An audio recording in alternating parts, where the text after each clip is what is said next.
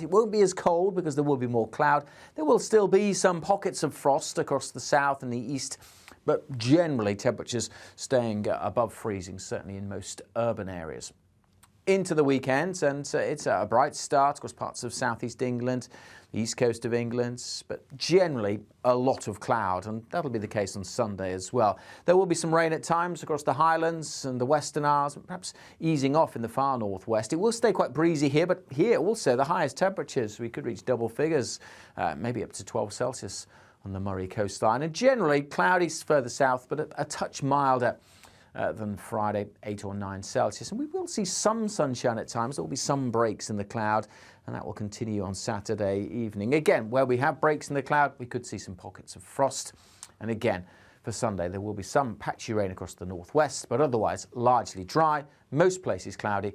Best of any sunny spells will be across parts of the east. Goodbye.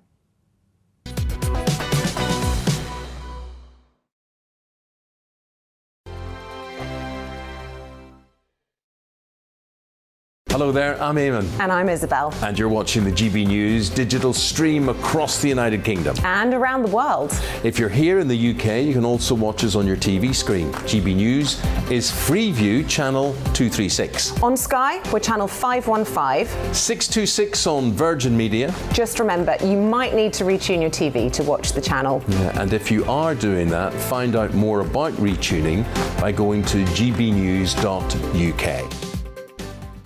Join my show Farage, 7 p.m. till 8 p.m. Monday through Thursday, and there you will get opinion, analysis, debate, and I'll cover stories that nobody else dares to touch. And then for the last 15 minutes, talking pints. We're over a drink. We have a civilized conversation with someone. We very often disagree, but we do it in a grown-up way. Come and join me on Farage.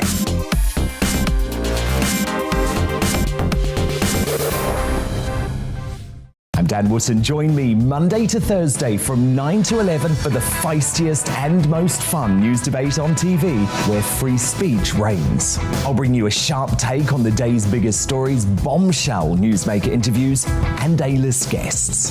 And I guarantee you, no spin, no bias, no censorship, and no reason to go to bed. That's Dan Wootton tonight, Monday to Thursdays from 9 on GB News. Hello there, I'm Eamon Holmes. And I'm Isabel Webster. And we hope you can join us for Breakfast with Eamon and Isabel. You make me laugh out loud, belly laugh. Is that important first thing in the morning? Yeah, absolutely. And there's me trying to be deadly serious. News is a serious business. Yeah, I have to rein you in sometimes. Well, it doesn't stop us laughing at it. It doesn't stop us having an opinion on what's going on. Yeah. And it certainly will not stop us reflecting what you think. Weekdays from 6 to 9:30 on GB News.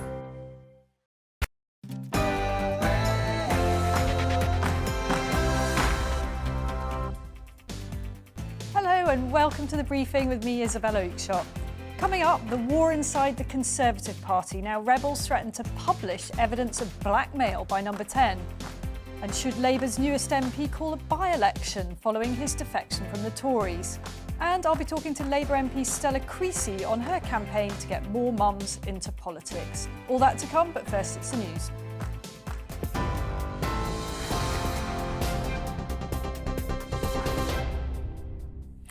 Good afternoon, it's midday. I'm Rhiannon Jones in the GB newsroom. The United States has warned of a swift and severe response if Russia invades Ukraine. The US Secretary of State Antony Blinken is holding urgent talks with Russia's Foreign Minister Sergei Lavrov to try to ease tensions. Moscow, which has amassed tens of thousands of troops on the border, has made a list of demands and says it wants a concrete response. Both sides acknowledge their differences won't be resolved today. We are, all of us, equally committed to the path of diplomacy and dialogue to try to resolve our differences.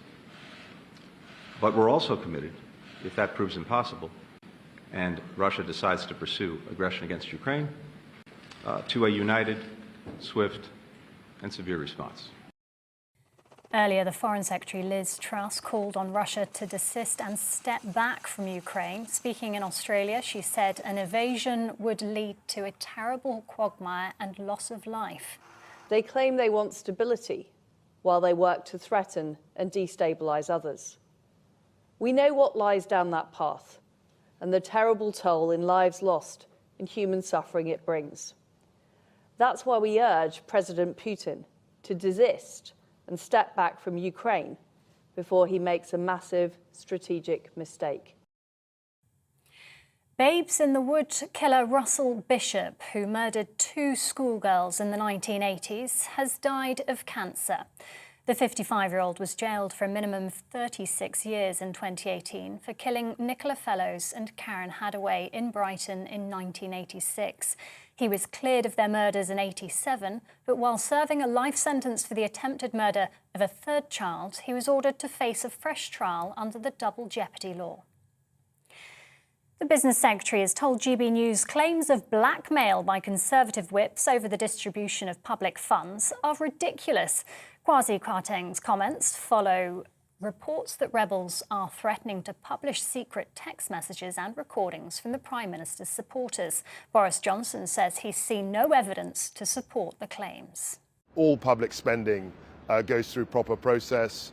There's a proper official paper trail, if you like. There's a proper procedure through which public finance, taxpayers' money ultimately is allocated. So any idea that the Whip's office have this in their gift, I think should be challenged immediately. And clearly, if these allegations are true, that's a very, very serious allegation, and I'd want to see them properly investigated. A gigafactory in Northumberland has been given the green light. The electric vehicle battery plant in Blyth will employ 3,000 people and create another 5,000 jobs. Government backing is for an undisclosed amount, believed to be around £100 million. Tributes are being paid to US singer Meat Loaf, who has died aged 74. His career, which spanned 6 decades, saw him sell over 100 million albums with hits such as I'd Do Anything for Love and Bat Out of Hell. He also starred in 65 movies, including The Rocky Horror Picture Show and Wayne's World. Biographer Mick Wall told GB News it's a monumental loss for the music industry. This was a guy who was really ahead of the curve in terms of theatrical performances, and how to take rock and roll and pop music really and make it a very visual medium. So yeah, another one of a kind that we will never see again, certainly not in music. And staying with music, Adele has apologised to fans for postponing the start of her Las Vegas residency because the show isn't ready. The singer says her production team tried everything to pull it together in time, but delivery delays and COVID made it impossible. The show was due to open today and run most Fridays and Saturdays until April. In a social media post, she apologised to fans who've travelled to see her. We've been absolutely destroyed by delivery delays and COVID. Half my crew, half my team are down with COVID, they still are. And it's been impossible to finish the show. And I can't give you what I have right now. And I'm gutted. And I'm sorry it's so last minute. This is GB News. We'll bring you more as and when it happens. Now it's back to the briefing with Isabel Oakeshott.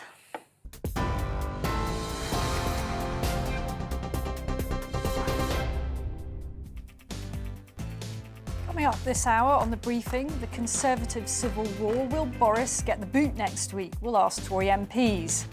That dramatic defection by Conservative MP Christian Wakeford to Labour.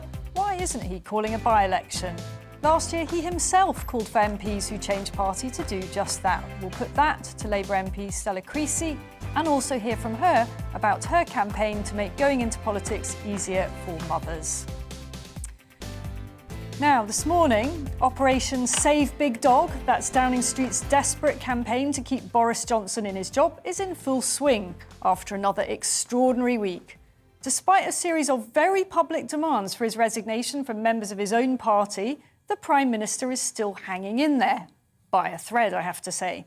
So far, he's survived calls to go from a number of backbenchers who fear they're going to lose their seats because of public anger over his rule-breaking during lockdown.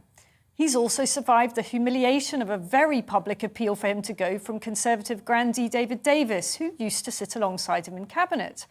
And he survived one of his own backbenchers sensationally joining the Labour Party. The question is how much longer he can last. A report into all those lockdown-busting Downing Street parties is expected to be published next week and will probably give him some wriggle room. But will it get him off the hook, or will it deliver the final blow? Well, I'm joined now by Anthony Mangnall, the Conservative MP for Totnes. And in a moment, we'll be talking to him about that defection to Labour earlier this week. But first, I'd like to hear from him about the Prime Minister's position. Thank you for joining us, Anthony. What is your reading of the mood amongst Tory MPs today? I think there's a sense of frustration because we want to get on with the job of delivering the policies that we were elected to in 2019. And a lot of this, sort of the actions over the last few days have been a real distraction to that. You know, the Prime Minister has apologised, and I think most of our colleagues are sitting there waiting to see what's in the report before making any judgment, and that's probably the right way to go about it. Report will be terminal for the Prime Minister, or is the expectation that Sue Gray, the Downing Street official who's carrying out the investigation, will give the Prime Minister some room for manoeuvre? Listen, she has an unimpeachable record. I think the media have made that perfectly clear. I have no doubt that she will produce the report that is required. I think doubting her is not something we ought to do, and nor do I think I can preempt what's in it. So, you know, I'm afraid at this point I just have to accept that, you know, the report will come out and I will read it and then act accordingly. And do you really think that if the report does allow the Prime Minister to continue, from the point of view of voters, that will be the end of the matter? Will your constituents be satisfied by that? I think my constituents, and many of whom I met a large gathering last night, and we had a conversation about this. And actually, majority of the people in that room were talking about the fact that they agreed with the policies that we're enacting, they agreed with the direction in which we're going, they were pleased that growth was performing well, the economy was performing well, they're pleased that our booster programme, our vaccines have worked well, that we are coming out of lockdown and we are going to be one of the first countries out of this pandemic. You know, they do give credit to the Prime Minister for that, and rightly so. So I think we've got to focus not just on the personalities, but also on the policies that we're delivering. And I'm sure voters would like to be able to do that, but this has been an endless distraction for the last, few months, really. Isn't one of the concerns that more revelations may emerge? You've got Dominic Cummings, used to be the Prime Minister's closest aide in Number 10, making barely veiled threats to do just that after the report is published. You're right that it's all a distraction. I think most of us on the backbenches, all we want to do is get on with our jobs, work as good constituency MPs and deliver for our areas and support the government. This is all a big distraction. But, you know, we have been here before with Mr. Cummings offering evidence, but then it never coming forward. I don't know what he has. I don't know what threats he's really making at the moment. We do need to get back to just focusing on delivering these policies and building back after the pandemic. That's where we need to be focused. And just finally on that matter, do you think that Dominic Cummings is a credible witness? I have no idea, frankly. If he's got the evidence, then that probably lends the credibility to him. But I certainly wouldn't put him in my team at any point. All right, well, look, one of the most extraordinary things that happened this week is that Tory backbencher defecting to Labour. It's an extraordinarily unusual thing for any MP to do, particularly unusual to go from Labour to the Tories or the Tories to Labour, crossing directly to the opposition. And must have come as a huge shock to colleagues. That was Christian Wakeford MP for Bury South. He's effectively created the first hole in the so-called Tory red wall by deciding that he has a better chance of remaining an MP under Labour's Keir Starmer. But what Mr Wakeford did was not to give his constituents any choice. Now, these are voters who backed him as a Tory candidate, and they haven't really been given any choice at all over the matter. He could have called a by-election. Occasionally MPs who defect do that. It's unusual. he chose not to. What really sticks in the throat for his colleagues is that he himself sponsored a bill that would have forced MPs who changed sides to call a by-election. Anthony Mangnall, my guest, also sponsored that bill. And Anthony, were you friends with Christian? Colleagues, I think, is perhaps a better description, but I might just point out that it was my bill. It wasn't me co-sponsoring it. I wrote Apologies, the bill. It was your bill. Even better, thank you. And just to be very clear, you know, the seat of Totnes I took from Sarah Wollaston, who had done the very same thing. And so when I got elected, one of my first promises to my constituents was to introduce an amendment to the Recall Act of 2015. And that was to say that if you cross the floor to another political party, so you could still sit as an independent, but if you went to another political party, you would open a recall petition, which if 10% of constituents signed, a by-election would be called. And just to remind our viewers of the background there, because it was quite a long time ago, Sarah Wollaston was a Tory MP. She had, I think, chaired the Health Select Committee, if I recall rightly, so quite a prominent Tory MP, actually. And this was all to do with the Brexit wars, wasn't it? I think was she one of the Change UK defectors? Yes, she was. I mean, she went independent, Change UK, then independent, then Lib Dem. And voters really didn't like that. But it's not so much just about Sarah. It's about the fact that over the last 5 years, 18 members of parliament have crossed the floor and not given the option for constituents to be able to actually decide whether or not they still want them as their representative.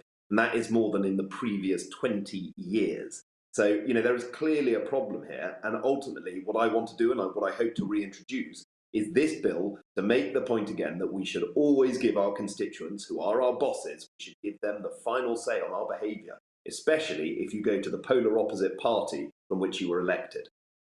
And can you tell us the background to Christian Wakeford supporting that bill of yours? Was that just a kind of procedural thing? Everybody put their names to it? Or did he actually really express genuine backing? He was emphatic about it. He was emphatic about supporting it because he recognised the value and the promise that we give to our constituents to represent them, to also stand up for the people who come out and knock on doors with this. He was absolutely emphatic about supporting that bill when I put it through. And it passed by 3 votes.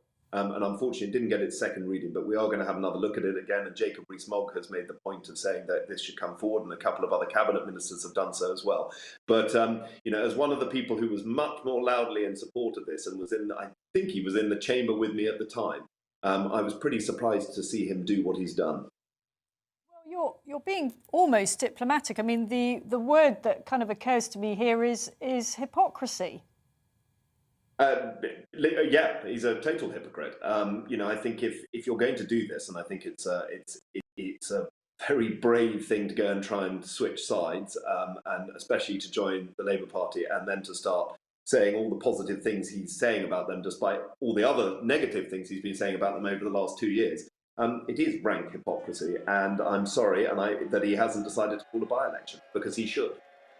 So we're just seeing some pictures here of the moment that Tory MP went to sit on the Labour benches at Prime Minister's questions earlier this week, a really dramatic moment. And not surprisingly, he got a pretty rough ride from his own colleagues. Have you had any words with him personally?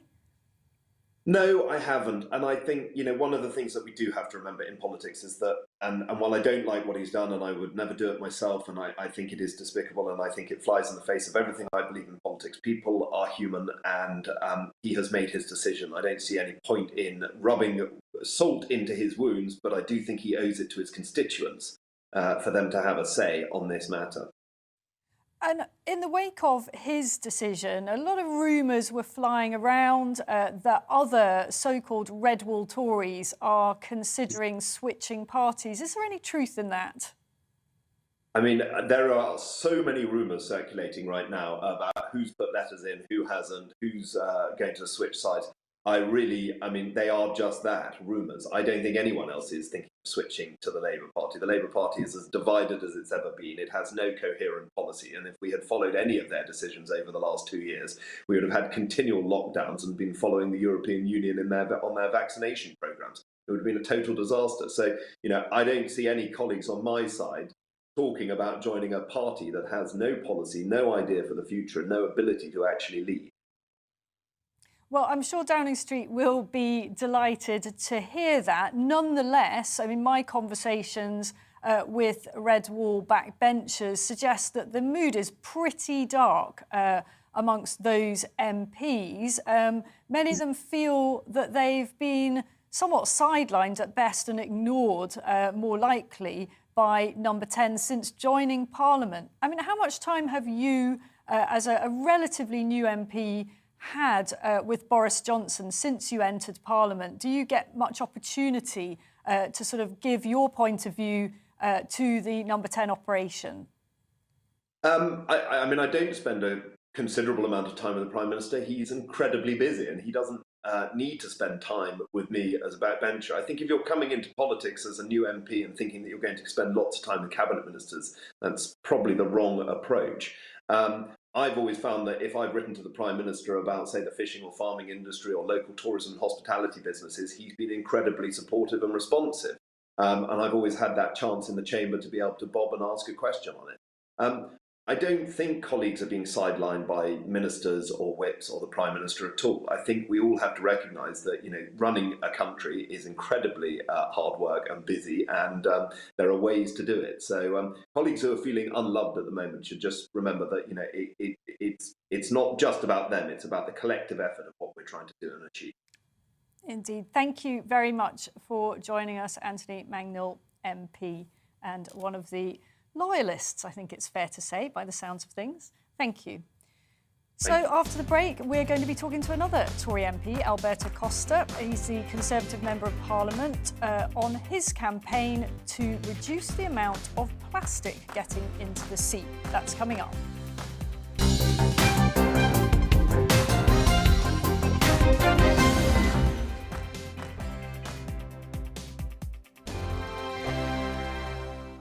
Hello there, I'm Eamon. And I'm Isabel. And you're watching the GB News digital stream across the United Kingdom. And around the world. If you're here in the UK, you can also watch us on your TV screen. GB News is Freeview channel 236. On Sky, we're channel 515. 626 on Virgin Media. Just remember, you might need to retune your TV to watch the channel. Yeah, and if you are doing that, find out more about retuning by going to gbnews.uk.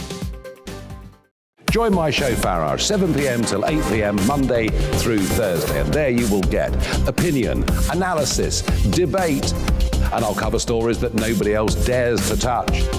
And then for the last 15 minutes, talking pints. We're over a drink. We have a civilised conversation with someone. We very often disagree, but we do it in a grown-up way. Come and join me on Farage.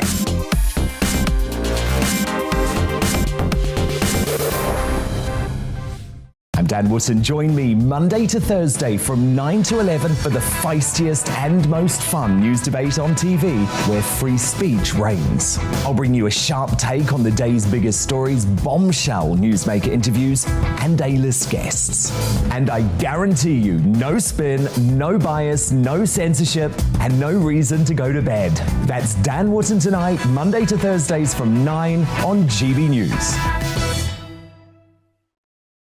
Hello there, I'm Eamon Holmes. And I'm Isabel Webster. And we hope you can join us for Breakfast with Eamon and Isabel. You make me laugh out loud, belly laugh. Is that important first thing in the morning? Yeah, absolutely. And there's me trying to be deadly serious. News is a serious business. Yeah, I have to rein you in sometimes. Well, it doesn't stop us laughing at it. It doesn't stop us having an opinion on what's going on. Yeah. And it certainly will not stop us reflecting what you think. Weekdays from 6 to 9:30 on GB News.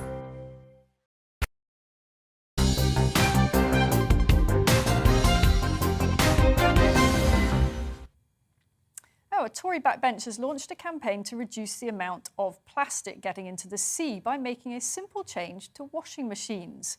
Microfibers from synthetic clothes are a major source of marine pollution. I didn't actually know this. Really interesting. They apparently come from materials like polyester, acrylic and nylon, and that is a material that's used for actually the majority of clothing worldwide, something like 60% of it. And the fashion industry likes it because it has all sorts of qualities, it's stretchy, it's cheap, it's durable. The problem is when clothes made of these man-made synthetic fibres are washed, they shed tiny particles of plastic that then go into waterways. Now, the plastic's too small to be seen by the human eye, but potentially it is big enough to harm fish and birds, and actually accounts for up to a third of the plastic pollution in the sea. This is all news to me. I don't know whether you'd heard about it, but anyway, very, very significant factor in marine pollution. And the good news is that there's a simple solution. A filter on washing machines would apparently stop this stuff getting into the water. In France, these filters are already compulsory, and the EU is considering doing the same. Alberto Costa, who's MP for South Leicestershire, is campaigning for all washing machines in the UK to have this system. Now, when he raised the issue in the House of Commons last week, he was laughed and jeered at. Let's take a look at how MPs behaved. Mr. Speaker, washing machine manufacturers are considering installing microfiber filter systems in all new washing machines. Will the Prime Minister ask his ministers?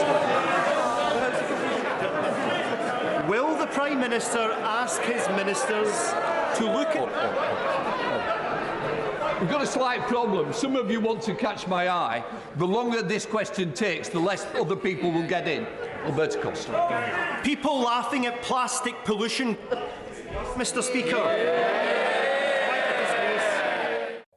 I mean, these were extraordinary scenes in the House of Commons as MPs mocked Alberto Costa for raising this issue. At the time, basically, they weren't really in the mood to listen. This was a PMQs that was all about the future of the Prime Minister and whether he would have to resign. But when they look at this issue soberly, most MPs agree that it's a good cause. And I'm very pleased now to be joined by Alberto Costa to talk about this issue. First of all, Alberto, how did you feel about the way MPs reacted when you raised that issue in the Commons? Well, firstly, Isabel, thank you very much for inviting me onto your excellent programme to discuss this really important issue. And like you, I didn't know about this problem until a few years ago when the National Federation of Women's Institutes were campaigning in Parliament with a campaign called End Plastic Soup. And they educated me on this enormous problem. Look, we all enjoy wearing fashionable clothes and we want to continue to have a thriving fashion industry. And wearing clean clothes, of course, is incredibly important too. But what I seek to achieve through my bill, which is having its second reading today, is an inexpensive solution that's got the support of washing machine manufacturers, marine environmental groups, academics, and the government. The government understand that this is a practical solution to an incredibly big problem. Every time we wash clothes, the clothes that we wear, all of them contain synthetic fibres, and these fibres shred in their thousands with every wash cycle, and it goes straight into the drainage, into the sewage system, and it ends up in our rivers and marine environment. And incidentally, it's not just that fish and other marine life ingest this material, we end up ingesting it as well when we eat food like fish. So the proposal that I've got is broadly welcome across the House. It's got cross-party support, and I'm confident that going forward we're going to see this practical, inexpensive solution adopted for all new commercial and domestic washing machines. Right. Now, can you give us an idea of how much that will add to the price of a washing machine?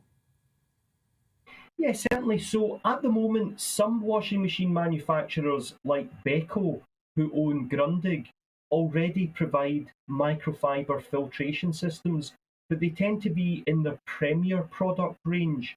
The actual cost of the microfiber filter itself is relatively inexpensive. We're only looking at a few pounds per washing machine if all washing machine manufacturers are obliged by law to place these filters into their washing machines.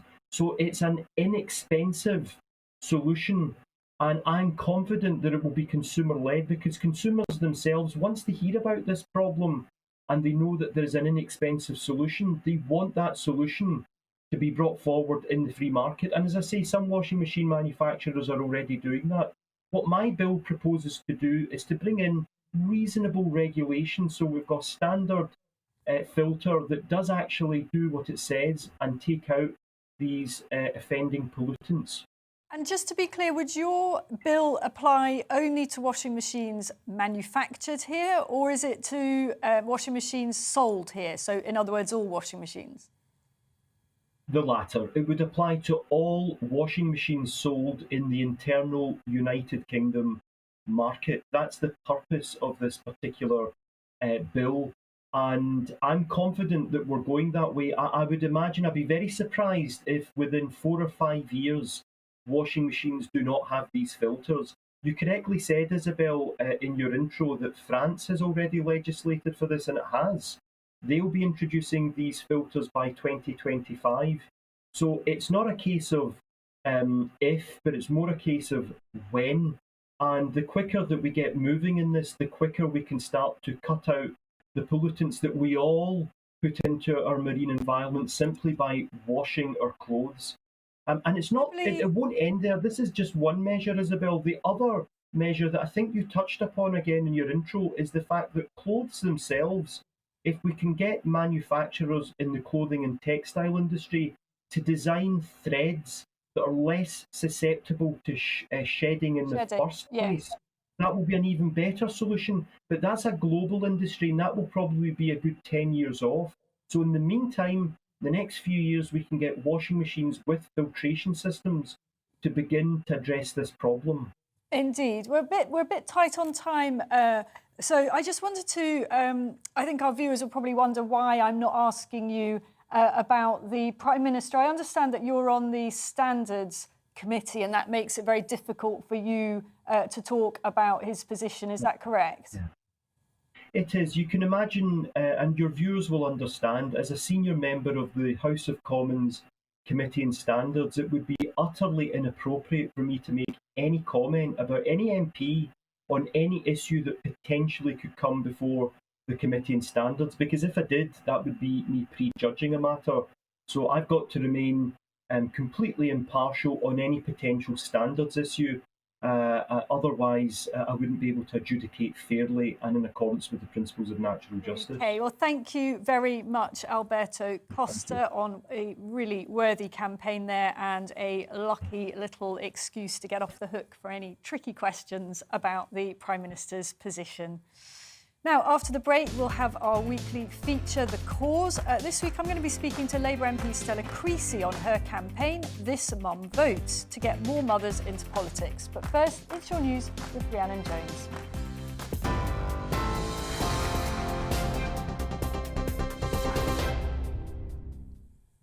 It's 12:30. I'm Rhiannon Jones in the GB newsroom.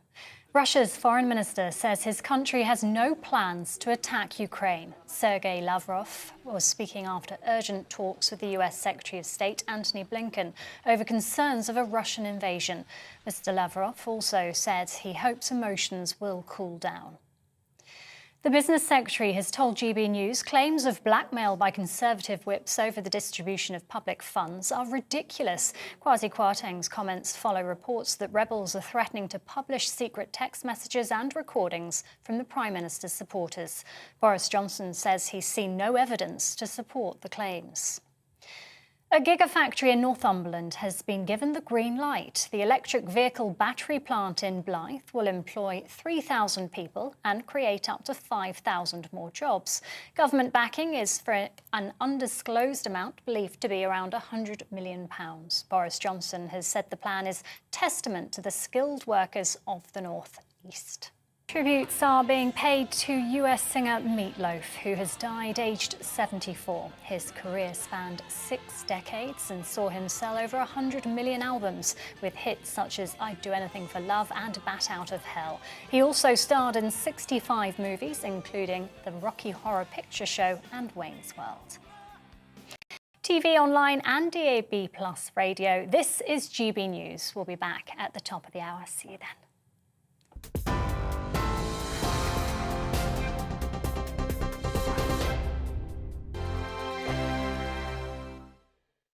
Hello there, I'm Eamon. And I'm Isabel. And you're watching the GB News digital stream across the United Kingdom. And around the world. If you're here in the UK, you can also watch us on your TV screen. GB News is Freeview channel 236. On Sky, we're channel 515. 626 on Virgin Media. Just remember, you might need to retune your TV to watch the channel. Yeah, and if you are doing that, find out more about retuning by going to gbnews.uk.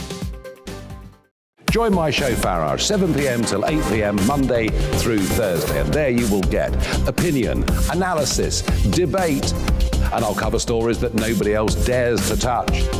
And then for the last 15 minutes, talking pints. We're over a drink. We have a civilized conversation with someone. We very often disagree, but we do it in a grown-up way. Come and join me on Farage.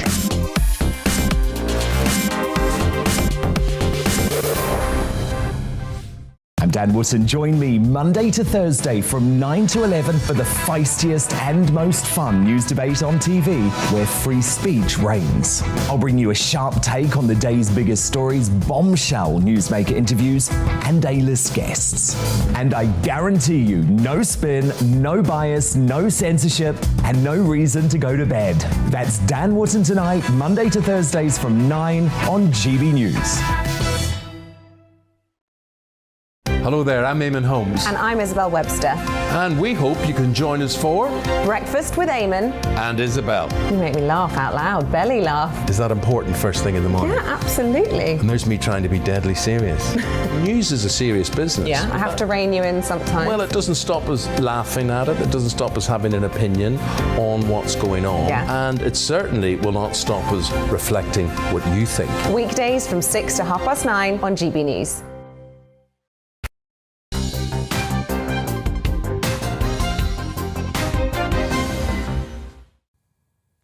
Hello again. Now, the clock is ticking towards the date by which anyone who works for the NHS must have had the COVID jabs or they'll lose their jobs. Doctors and nurses who have not had the vaccine are beginning to receive their marching orders, typically letters or emails from hospital trusts warning them that if they don't get the injections soon, they will have to leave. All this at a time when a record 6 million people are waiting for hospital treatment, more than 300,000 of whom have been waiting over a year. At the same time, there are almost 100,000 job vacancies in the NHS. About half of those are for doctors and nurses. In fact, in the space of just 3 months last year, a record 27,000 medics left the NHS of their own accord, a lot of them citing burnout. Now, hundreds, perhaps thousands more healthcare professionals are going to be forced out because of the no jab, no job policy. So, very, very controversial policy there that is promoted by the Health Secretary Sajid Javid, even, and of course backed by the Prime Minister.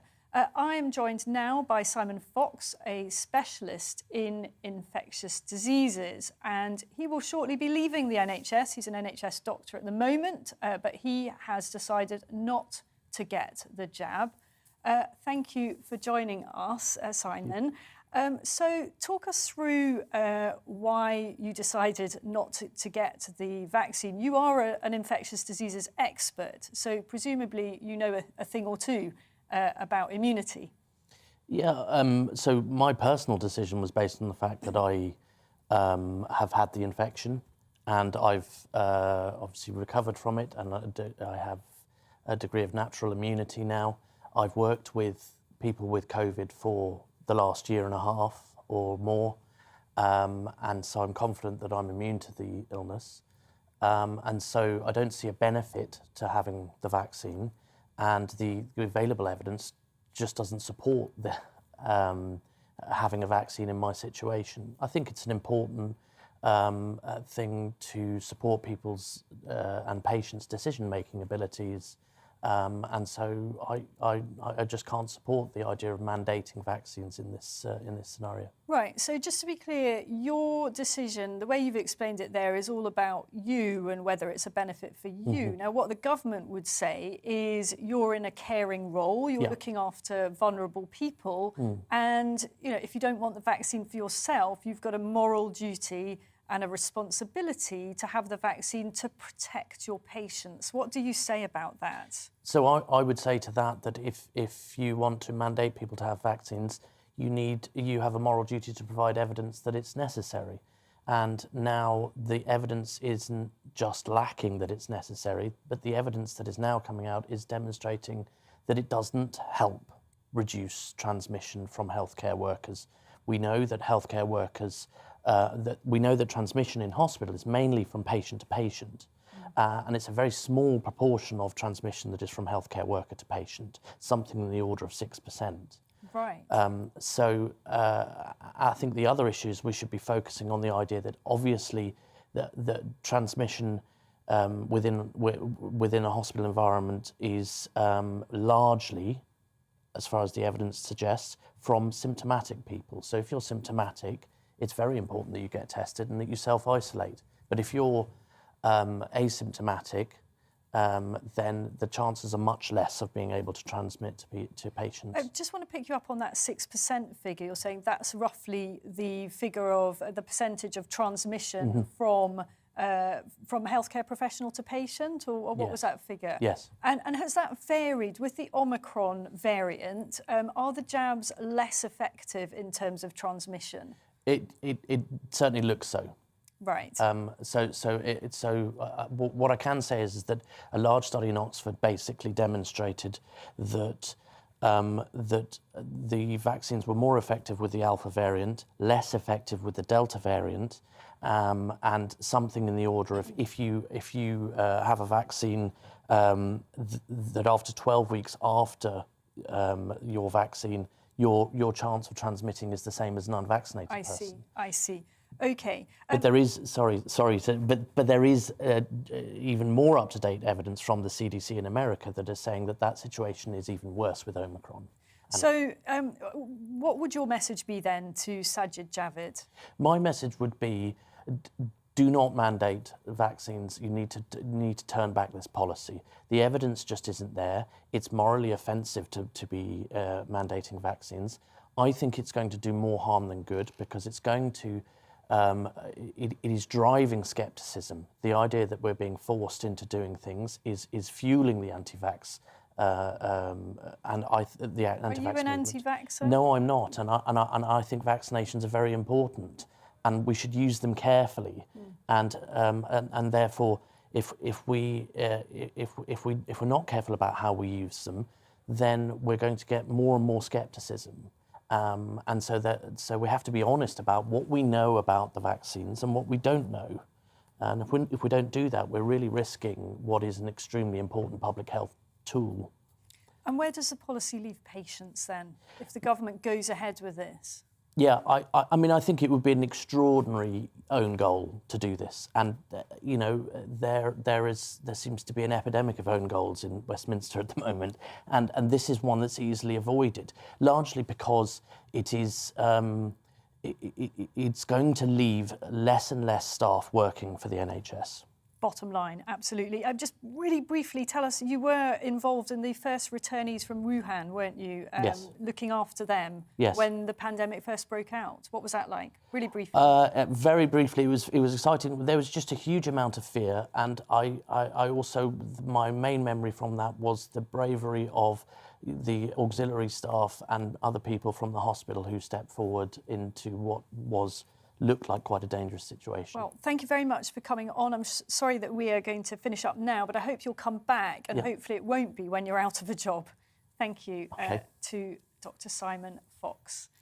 Now, for this week's cause, I'm going to be talking to Labour MP Stella Creasy about her new campaign for working mothers. It's called #ThisMumVote, and it's getting It's all about getting more mothers into politics and also more broadly, more affordable childcare, not just for MPs, of course, and better paternity leave.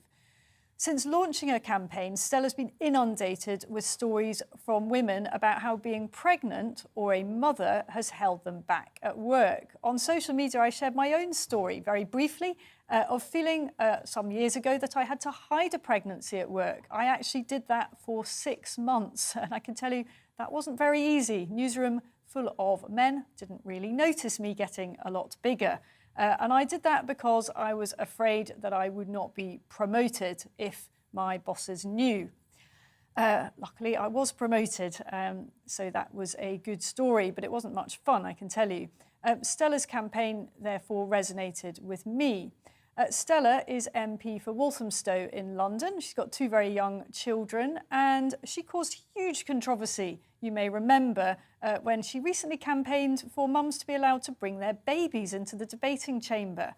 And she is joining me now. Thank you very much for coming on the show, Stella. Tell us what sparked your campaign.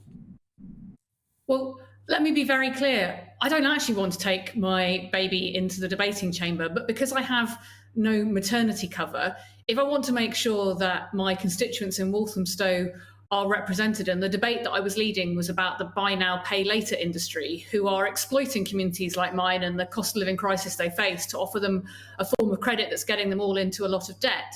I face a really difficult choice because I have a very small baby who requires to be fed, so nobody else can really look after him.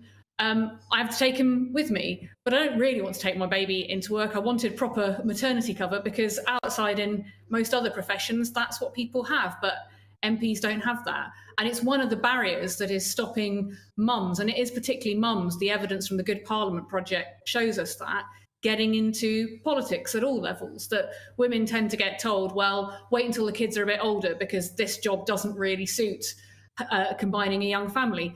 That means that mums' voices, mums' concerns aren't being part of the decision-making process. And I think we're all the poorer for it as a result. I mean, I agree with a lot of what you're doing. I think it's fantastic. But I have to say, the sight of you with the baby in the debating chamber, I mean, my heart was somewhat in my mouth for you, because what on earth would have happened if your little one had started bawling, as babies are prone to do, while you were mid-speech? What would you have done?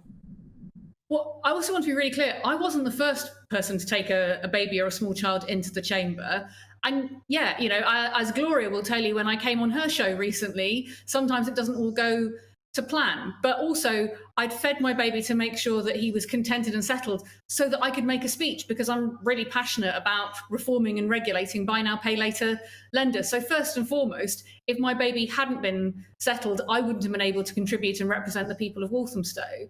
But look, this isn't really about taking babies into chambers. It's about the fact that in the 21st century, the place that makes the law on maternity rights, and this is a country where thousands of women have experienced maternity discrimination and the kind of attitudes you're talking about, doesn't seek to uphold them by having a clear policy itself. That's what's got to change here, because we've got to make it possible to have mums as part of our politics, especially mums of young children, because they're part and parcel of our society. But you do get, just to be clear for our viewers about what the policy is in Parliament, women do have the right to, I believe, 6 months of full pay. Is that correct? There's no point having a right to be paid if you don't have someone to cover your job. I was in my hospital bed on the phone to ministers because the Afghan crisis was taking place and I had a lot of constituents affected by it, having just given birth, because the ministers' offices were very clear that only MPs could be in that conversation. So it's a bit of a red herring to talk about whether MPs get paid or not when you can't actually have cover, when you can't take a break. I'm not prepared to let my constituents down. And frankly, I think if people think an MP disappearing for 6 months doesn't make a difference, they should be asking questions about what their MP is doing. So my constituents in Walthamstow rightly want representation. I want to make sure they had that. In my first pregnancy, I was able to appoint a locum who was allowed into those meetings, who was seen as providing cover, because I say in the real world, most people recognise maternity cover as a perfectly normal thing. But this time around, the parliamentary authorities wouldn't let me do that. And so I faced these consequences. And that meant, as I say, being in a hospital bed, having just had quite a lot of morphine, trying to talk to defence ministers about what was going on in Afghanistan. And it also meant taking my baby into the chamber to make sure that I could challenge debt problems in the run up to Christmas. None of those are ideal. And it's not just me. I need to be really clear, Isabel. I've had my kids now. I'm not planning to have any more children. I was really ill during my second pregnancy. I promise you, that really put me off having any more. But there are thousands of women out there who would make brilliant MPs, brilliant councillors. And the only barrier that's holding them back is not their skills or their experience or their confidence. It's the fact they know it's going to be really difficult to combine that with having a family. And we all miss out as a result. But you didn't really need to bring your baby into the chamber, did you? I mean, you could have left the little one with somebody else. Was this mainly about breast? What? Who's sorry? With the greatest will, why do people want to manage my family? I mean, it's a time of COVID as well, so obviously bringing other people into the parliamentary estate is not allowed. Leaving him in a nursery when he's being constantly fed. He was 4 months old, and if you've breastfed a 4-month-old baby, you know that they don't really work to a schedule. But this is the challenge, isn't it? When it comes to being a mum, people expect everyone to have a struggle. They want to interrogate those choices rather than asking themselves, how do we make this system work for everyone? That isn't just happening in my workplace. That's happening in workplaces across the country. So as a result, we're missing out on brilliant women because, like you, they end up making choices that make them really uncomfortable, make life really difficult, rather than us saying, you know what, let's look at the other end of the telescope. Why don't we make this easy? Everybody commented on the fact that my child was perfectly well behaved, perhaps better behaved than some of my colleagues sometimes in Parliament. But actually what they should have been asking is, why are we putting women in this position in the first place? And how much of this was about your desire to breastfeed? Well, breastfeeding is a protected right in law. Again, if MPs had employment rights, that wouldn't be an issue, but we don't. And I do just say, we're the place that makes the law. So if we act like these things don't matter, then we're not sending a great message to other employers. But yeah, if you're feeding a baby, and that's a choice that women make, and whether you want to or not is your own personal choice. The idea that you can leave the baby somewhere else, it's just not practical. I was trying to get a lot done in that day because there's a lot to do. I wasn't just talking about debt that day. I was trying to help people with housing, the campaign that we're running on making misogyny part of hate crime law. I'm working. It made sense for me to be able to have the baby with me. But I didn't particularly want to do that. And I really want to stress to your viewers, because I know a lot of people have been very interested in having babies in chambers and whether you can take babies to work. This is about maternity cover and maternity rights. It's not about me and my choices. It's about the fact that thousands of women in this country face similar pressures and people saying things to them and judging them and discriminating against them, whether in their careers... That has come out very strongly. Sorry to talk over you. It's a very classic example of how we try and exclude women out for having babies rather than saying, actually, let's see if we can help make this work for you. But we don't do that to the dads. I'm not asking for people to do that to the dads. I want dads to be able to be great dads and great MPs too, or whatever they want to do in their lives. But I am saying we need to talk about this and change this, because I don't remember the point when we voted to make struggle part of being a mum. Indeed, I would thoroughly agree with all of that. So would you want dads to be able to bring babies into the chamber as well?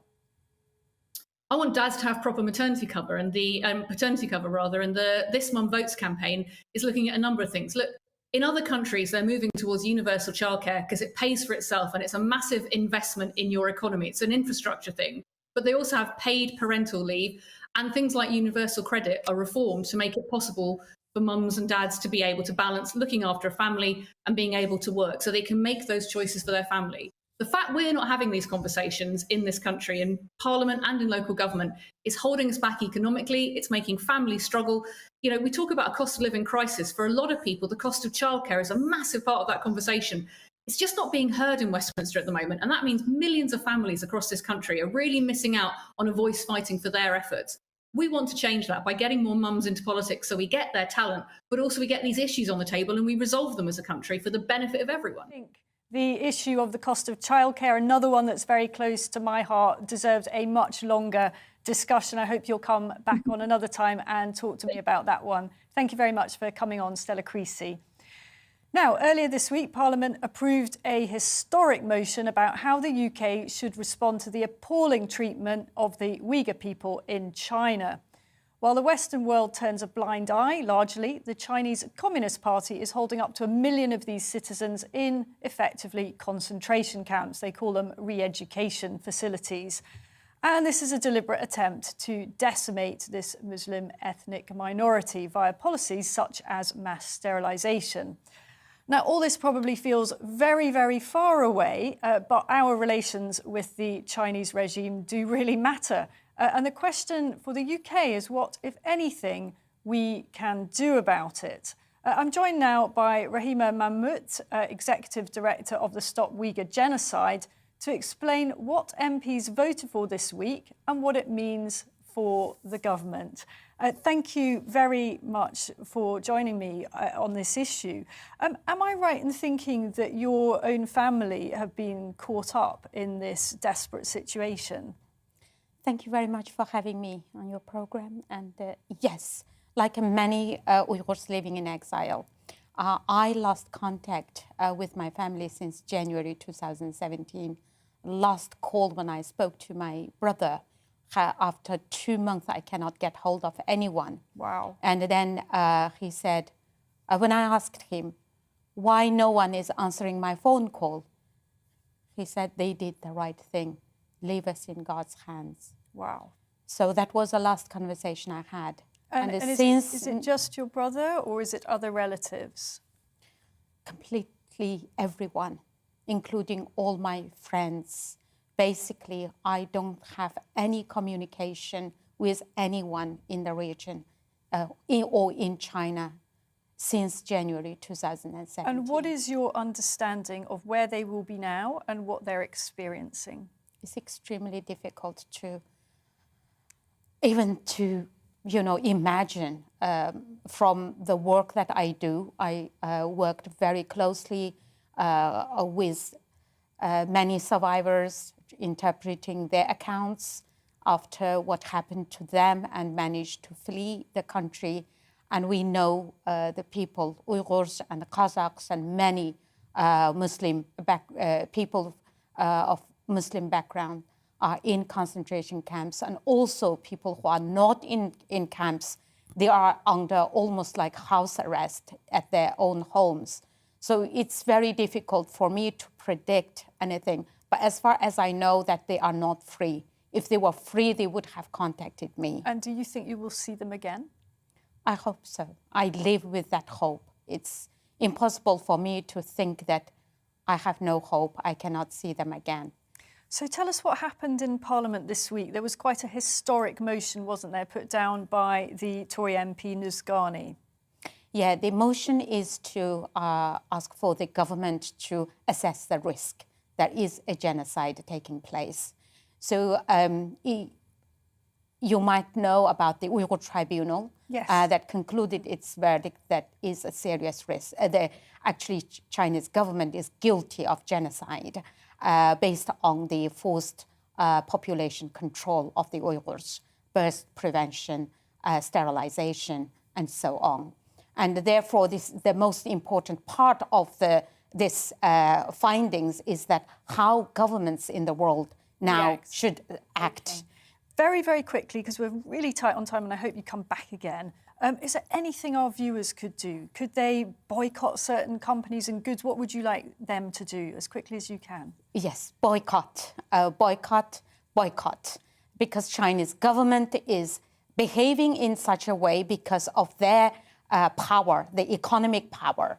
And therefore, for the people, the grassroots campaign is how you can join my Stop Uyghur Genocide campaign. We have a lot of campaigns happening now. Thank you. Thank you so much for coming on. You've been watching The Briefing with me, Isabel Oakeshott. Next up, it's Liam Halligan with On the Money, and I'm back this time next week. Hello. A sparkling day of sunshine for some today, a rather drab day for others, but all of us are going to be dry. Pretty much. High pressure is in control. That's why the weather's so dry at the moment. This high will stick around for most of us through the weekend as well. But it's just slipping a little further south, which is allowing the breeze to come around the top and bring more cloud into Northern Ireland, parts of Wales, Western England and Western Scotland. Still largely sunny